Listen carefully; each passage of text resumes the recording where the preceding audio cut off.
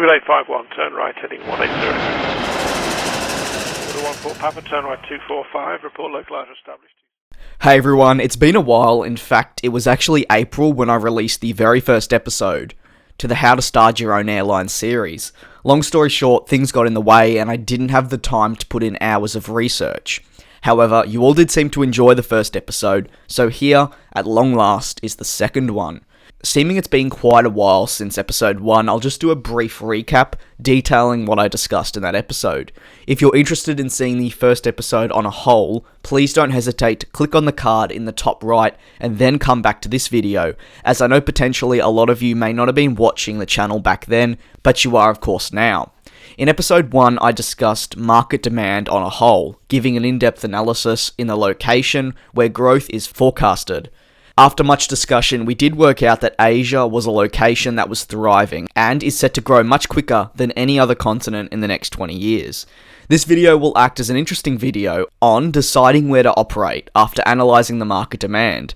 Once again, I want to reiterate, I am not an expert at starting your own airline, nor will I ever be. However, as someone interested in aviation, I do believe this is something that a lot of people dream of, and often apply in the likes of Flight Simulator and other airline management games.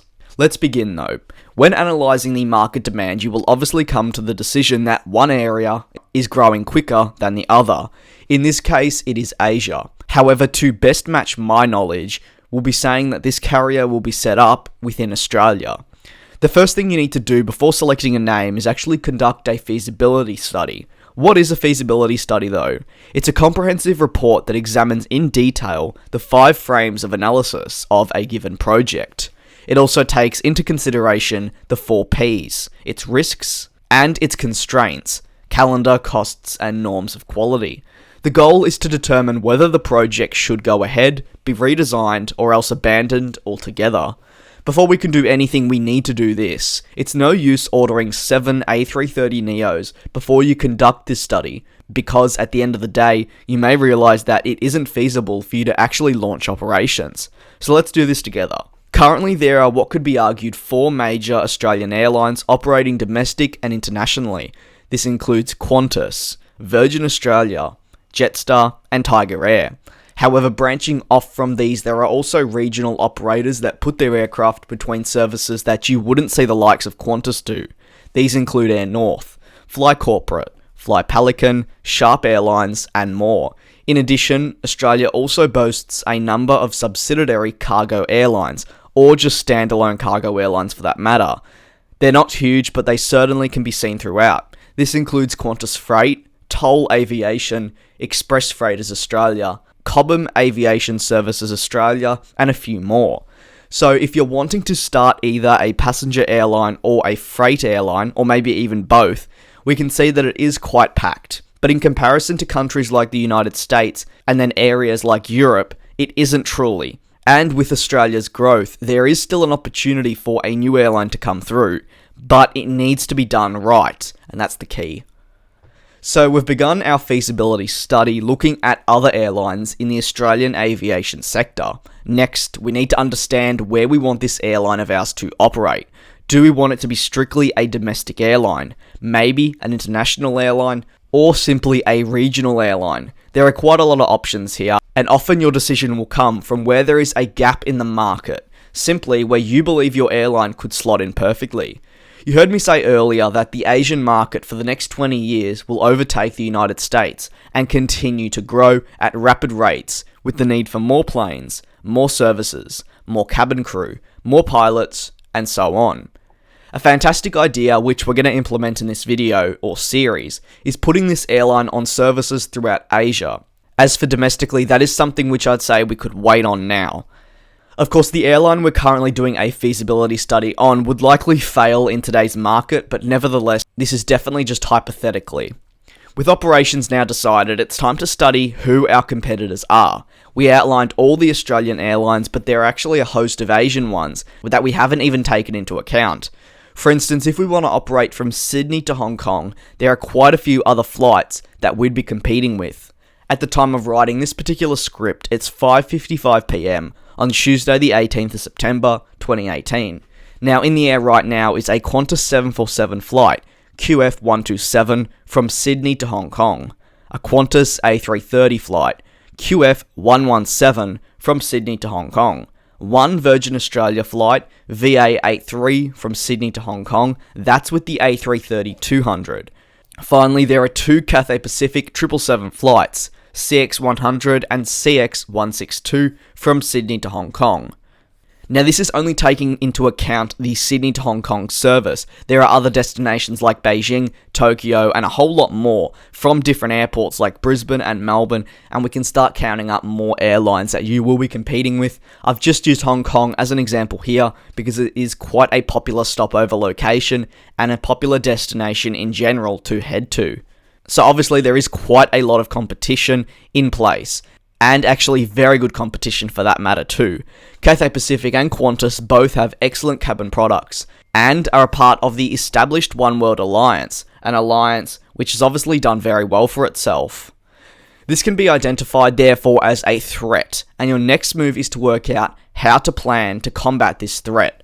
A great way to attract people to an airline is by putting attractive prices up that are either cheaper than the airlines operating on that select route, or the same with added bonuses.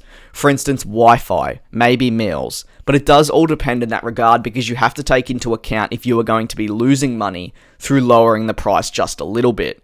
So a way to compromise would of course be maybe offering the same price, $10 less, and put something else in just to start off. You could always increase them by $10 at a certain point, but you want to get people in the door. You want to get people hooked on that product that you are offering them, and then you can move it up. So simply, you have to understand your competition and find ways to beat them. While it may seem impossible, as they say, nothing is impossible. We've seen new airlines continuously come through the ranks, and yes, some have failed, but others have been successful. If you do it right, you'll 9 times out of 10 do well. However, in the airline game, there isn't a huge margin for error, and a small thing that can go unnoticed for an established airline can obviously impact a new one. Continuing on with the feasibility study, other key areas include opportunities and strengths. This is more the positive side of things. Essentially, what opportunities do you and your airline have within the industry? Where could you expand in the future? Is there a gap in the market? And so on. Next, it's the strengths. And what strengths do you have, specifically as an airline? One, for example, might be new equipment. Your airline is a product which people haven't seen before. They'll be curious, no doubt. And during that first year, if their curiosity results in airline tickets and they are impressed, they will return. They'll tell their friends, reviews will go up on YouTube, travel sites, and more, and it will take off. No pun intended there. That first impression is critical to a new airline. You don't want to be starting off on a foot where you do not greet your customers. The plane's delayed. Although you don't always have control of that, if you can, you want to have it on time. You want everyone always helping each other inside the cabin. You want a good environment between colleagues so that people that are coming onto the plane do see everyone is happy here. I want to come back. I am being treated very, very well. We've now covered a lot of the important features of the feasibility study, but there are actually other things of this study which need to be considered before you can get to ordering your aircraft. This includes budgeting. Having a budget is essential when starting your own airline for a number of reasons. Firstly, you need to be measured and understand how much money you have to play with. You don't want to be going over what you set out, as once again, in the early stages of your airline, this can be catastrophic for your future. Established carriers like Etihad Airways, Qatar Airways, and more that are taking the time to rework their network strategies are okay, even if their losses are severe. As a new airline, you simply don't get that luxury unless you're a multi-trillionaire and have so much money left over. It's also important to take a look at slots into the airport that you want to operate into. Slots are usually quite expensive depending on the airport, of course, you wish to land at, and some airports can have very few. With very few slots, the price will always increase, and this can be a problem to new airlines who need to balance capacity with the slot. For example, if you're flying from Australia to London but have decided to go with the 737 MAX because it is cheaper and therefore you're going to implement multiple stopovers into London, and in addition you want to use it into London because of slot and gate restrictions, you'd really just be better off with the A380-787, A350 and others alike. That is providing there is gate space. This is because you can have one stop in these planes. While these aircraft are evidently more money, it is an additional cost that some people won't want to take for their first aircraft. But it does ensure the smoothness of your journey, rather than stopping every 4 hours.